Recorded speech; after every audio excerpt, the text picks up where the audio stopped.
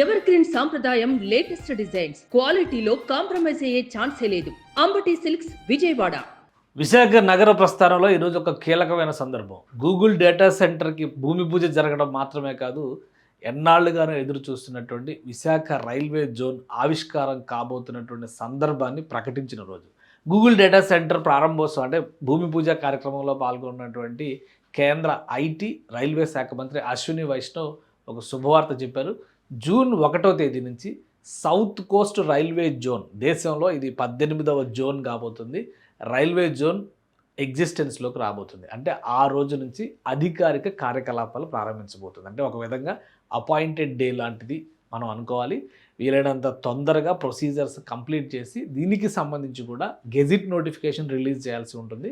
So notification release చేసేటువంటి పనిని ప్రారంభించబోతున్నాం. June 1వ తేదీ ఇది అధికారికంగా ఎగ్జిస్టెన్స్లోకి వచ్చే రోజు కాబోతుందని చెప్పని అశ్విని వైష్ణవ్ ప్రకటించారు. ప్రకటించడం మాత్రమే కాదు, ఎందుకంటే ఆయన గూగుల్ డేటా సెంటర్కి సంబంధించినటువంటి ఆవిష్కార కార్యక్రమంలో పాల్గొన్నారు. ఆ తర్వాత టెంపరరీ ఆఫీస్ విఎంఆర్డిఏ కార్యాలయంలో షిప్ షేప్డ్ బిల్డింగ్ అని చెప్తున్నారు కదా, అందులో ఒక టెంపరరీ కార్యాలయాన్ని విశాఖ జోన్ అంటే సౌత్ కోస్ట్ రైల్వే జోన్ ఆ కార్యస్థానంగా నిర్ణయించారు. అక్కడ ఇన్ఫ్రాస్ట్రక్చర్ అంతా కూడా సెటప్ చేశారు. ఆ భవనానికి సంబంధించినటువంటి విజిట్ కూడా ఆయన పూర్తి చేశారు. అంటే అక్కడ జరుగుతున్నటువంటి మీటింగ్లో సౌత్ కోస్ట్ జోన్ పరిధిలోకి వచ్చేటువంటి రైల్వే లైన్ల గురించి ఏపీ సీఎం చంద్రబాబు నాయుడు, కేంద్ర రైల్వే శాఖ మంత్రి అశ్విని వైష్ణవ్ చర్చిస్తున్నటువంటి దృశ్యం ఇది.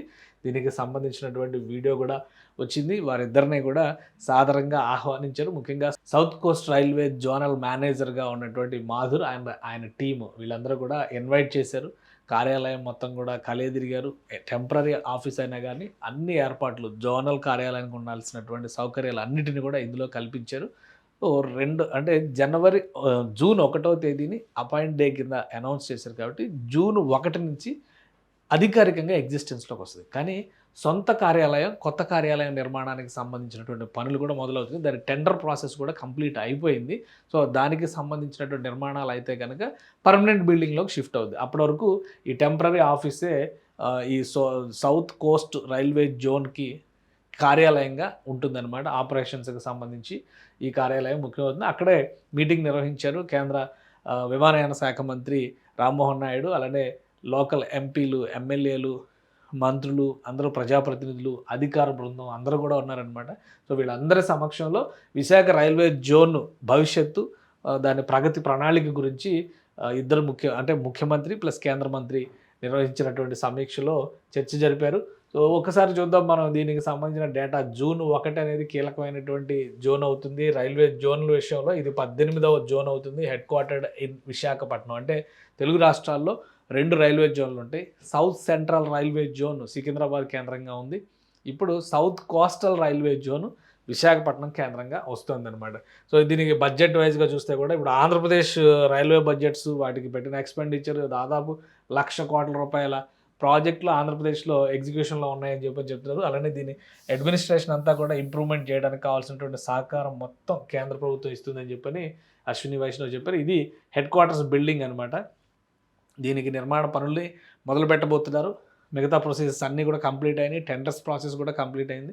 సో త్వరలో ఈ నిర్మాణం మొదలవుతుంది. ఈ నిర్మాణం మొదలైన తర్వాత south Coast railway zone operations అన్నీ కూడా ఈ జోన్ నుంచి, ఆ బిల్డింగ్ నుంచే జరుగుతాయి. అప్పటి వరకు ఈ టెంపరరీ కార్యాలయంలోనే ఆపరేషన్స్ నిర్వహిస్తారు. సో ఆల్ ద బెస్ట్ చెప్పారు కేంద్ర మంత్రి.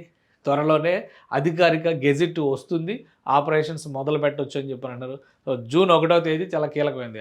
విచిత్రమైనటువంటి విషయం ఏంటంటే 2014 జూన్ 2వ తేదీన తెలంగాణ రాష్ట్రం ఆవిర్భవించింది. రాష్ట్ర విభజన జరిగింది. రాష్ట్ర విభజన సందర్భంలో చేసిన హామీల్లో భాగంగానే విశాఖ కేంద్రంగా రైల్వే జోన్ ఏర్పాటు చేస్తా ఉన్నారు. దాదాపు 12 ఏళ్ల తర్వాత, దాదాపుగా ఎగ్జాక్ట్లీ 12 ఏళ్ల తర్వాత జూన్ 1వ తేదీ నుంచి ఇది ఎగ్జిస్టెన్స్లోకి రాబోతుంది. అంటే పుష్కర కాలం పట్టింది. సో ఇప్పటికైనా అన్ని అరిష్టాలు, అడ్డంకులు, అవాంతరాలు దాటుకుని విశాఖ రైల్వే జోన్ అనుకున్నటువంటి ఫ్రేమ్తో, ఎందుకంటే వాల్తేరు డివిజన్ విభజన చేయడం, వీటిపైన కూడా చర్చ జరిగింది ఇటీవలే. వాటన్నిటిని కూడా సౌత్ కోస్ట్ రైల్వే జోన్కి బదలాయిస్తుంది. అంటే తెలుగు రాష్ట్రాలకు సంబంధించినటువంటి రైల్వే లైన్స్, ముఖ్యంగా ఆంధ్రప్రదేశ్కి సంబంధించిన రైల్వే లైన్స్ అన్నీ కూడా ఆల్మోస్ట్ ఈ జోన్ పరిధిలోకి వస్తాయి. కొంత భాగం కర్ణాటక, కొంత భాగం తెలంగాణకు సంబంధించిన జోన్స్ కూడా సౌత్ కోస్ట్ రైల్వే జోన్ పరిధిలోకి వస్తుంది అనమాట. లైన్స్ ముఖ్యంగా రైల్వే లైన్స్ ఆ పరిధిని డిసైడ్ చేశారనమాట.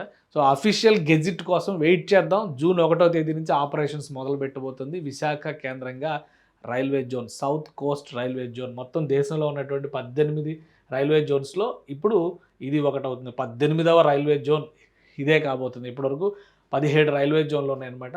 సో 18వ రైల్వే జోన్ అవుతుంది. ఈ హెడ్ క్వార్టర్స్ ఇవన్నీ కూడా ఈ లిస్ట్ అంతా చూస్తే మనకు అర్థమవుతుంది అన్నమాట. ప్రస్తుతం ఆపరేషన్స్లో ఉన్నాయన్నమాట. ఇక ఫైనల్గా కొత్త రైల్వే జోన్ ఆపరేషన్స్లోకి వచ్చిన తర్వాత ఖచ్చితంగా ముఖ్యమంత్రి విజ్ఞప్తి చేశారు. జూన్ 2 ఎట్టి పరిస్థితుల్లో ఇది ఆపరేషన్స్లోకి వచ్చేయాలని చెప్పని సూచన చేశారు. సో ఇంకా ఏమైనా సమస్యలు ఉంటే కూడా వాటిని పరిష్కరించుకుంటారు. కొత్త కార్యాలయం కూడా, టెంపరరీ ఆఫీస్ కూడా బ్రహ్మాండంగా రెడీ అయింది కాబట్టి రాబోయేటువంటి రోజుల్లో కొత్త కార్యాలయాన్ని ఇంకా సర్వాంగ సుందరంగా తయారు చేస్తామని చెప్పని రాష్ట్ర ప్రభుత్వం కూడా ధీమాగా ఉంది. పూర్తిగా కేంద్ర ప్రభుత్వ సహకారం, ఎందుకంటే రైల్వే శాఖ మొత్తం కేంద్ర ప్రభుత్వ పరిధిలో ఉండేటువంటి విభాగం కాబట్టి రాష్ట్ర ముఖ్యమంత్రి ప్రత్యేక విజ్ఞప్తులు చేశారు. కొత్త జోన్కి కావాల్సినటువంటి హంగులు, ఏర్పాటు చేయాల్సినటువంటి వసతులు అన్నిటి మీద కూడా సుదీర్ఘంగా చర్చించారు. సో రైల్వే జోన్ జూన్ 1వ తేదీ నుంచి విశాఖ కేంద్రంగా ఆవిర్భావం కాబోతోంది.